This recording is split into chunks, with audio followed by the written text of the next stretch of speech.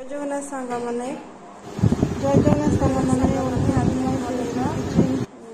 आलू पराठा अति सहज उपाय आलू पराठा बनवा। आवश्यक सामग्री हूँ आलू पियाज टमाटो आटा। देख सांग मैंने आलू पियाज टमाटो को भलसे आम चकुड़ी देवा। चकटा हो गला आलू पियाज टमाटो जीरा को भलसे चकुड़ी देली आलू चकटा हो अटा को न चकुड़ी आज आम परोटा बनवा। ये बैटरटा एतिकी पानी रहा। आलू चकटा को अल्प टिके तेल देई ताकू भाजीदेवा। पिला खाइब ना से अल्प टिके भाजीदेवा।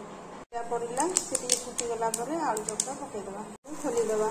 फुटीगला तेल देदेवा अल्प किसी बैटर देदेवा सी टे गला आलू पुर दबा। होगला ताधरे आलू पुर गुड़ाक देदेवा।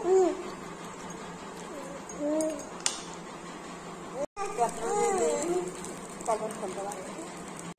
बैटर टी भल भाव होगला फुट फुटा आसीगला आम उल्टेदेवा। देखते सांग मैंने बिना अटा चकुटार प्रस्तुत है अटा परोटा। छोट बेबी अटा परोटा बनागला। आपण मैंने भी ट्राए कर देखो। जय जगन्नाथ सांग मैंने।